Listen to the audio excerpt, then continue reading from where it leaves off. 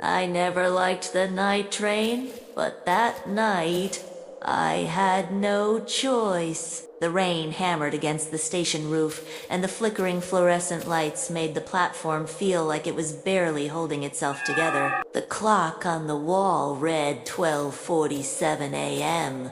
Froze. I was alone, exhausted, and bleeding from a shallow cut on my forehead from slipping on the wet platform. Then the train arrived. It was too clean, too quiet, too perfect. The sign above the doors read, "Last train home." The doors opened automatically, and a calm, mechanical voice called out, "All aboard!" I stepped inside, and the doors slammed behind me before I could hesitate. Inside, the train was worse than the station. Passengers sat silently, eyes fixed on nothing. A mother held a sleeping child as though she had always been there. A drunk man muttered apologies under his breath. A woman in a tattered wedding dress stared straight ahead, blood staining the fabric. None of them looked at me, yet I could feel their awareness, as if it pressed against me physically. I checked my phone. No signal. No time. The battery percentage was frozen. I asked the woman beside me where the train was headed. She didn't turn. She said simply, "The one before you realize."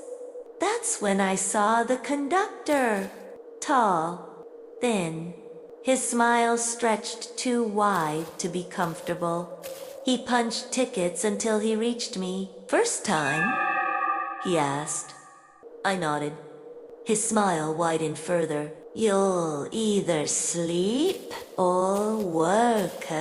I walked forward through the train, moving compartment by compartment.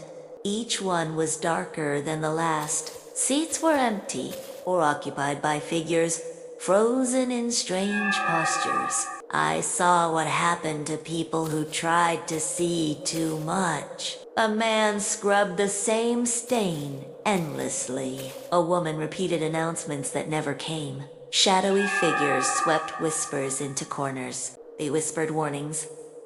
I barely understood. Don't sit. Don't accept help. Don't believe the announcements. Then an old man grabbed my arm. His hands were gnarled, his voice low and calm. "This train runs on resignation," he said. "You sit because you're tired. You stay because it feels safe. And when you stop trying to leave, it gives you a job." It all clicked. The train didn't move because of tracks or engine. It moved because it fed on hope, on desperation, on the desire to reach home. It didn't want babies. It didn't want souls. It wanted passengers who stopped resisting, who accepted the ride, who let themselves become part of the system. Once you stopped struggling, you became a fixture, a conductor, a cleaner, a voice over the intercom, a shadow in the aisle.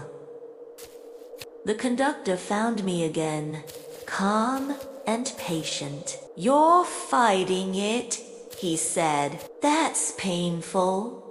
Sit, rest. I can give you purpose." The train slowed. The lights warmed. The seats looked soft. The passengers appeared peaceful, almost inviting. For the first time, I considered it. For the first time, I almost sat. I couldn't.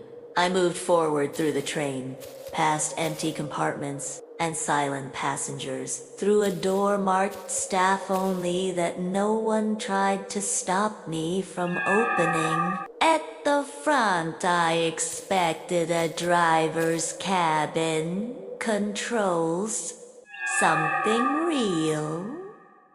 There was nothing. Just a narrow corridor stretching forward into darkness, swaying slightly, as if the train were breathing. That's when I understood. The train didn't need an engine. It moved because people kept walking forward, believing there was somewhere to go. I stopped at the end of the corridor, feeling the weight of it all. The train wasn't moving. I was. And the longer I stayed, the more it learned me, the more it measured my exhaustion, my hesitation, my willingness to accept the ride. The train stopped suddenly. A door appeared at the far end of the corridor. The sign flashed. Homa. The conductor stood behind me, calm, patient, smiling. "This is the last stop," he said. "It always is." I looked at the warmth, at the quiet, at the ease of sitting down, and for a moment I almost surrendered. Then I ran. I stumbled out onto a deserted platform at sunrise. Everything seemed normal. Birds chirped, cars moved, the city breathed around me. Behind me, there was no train, no tracks, only a janitor sweeping the platform. He looked up and smiled. Familiar. Too familiar. His uniform patch read, "Last train home." I knew then, with absolute certainty, that the train still existed. It still ran. It still hunted those who were tired and desperate. I had survived. But only because I ran. Others were not so lucky. And somewhere, just behind the veil of normal life, the train continued its endless ride, claiming those who let themselves rest in the quietest, most efficient way imaginable. I still think about it every night. Every time I wait for a bus or a train, every time I step onto a platform, I can still hear the intercom in my head whispering, "Now boarding." And I know if I ever stop struggling, if I ever sit down and accept it, I will finally become part of it.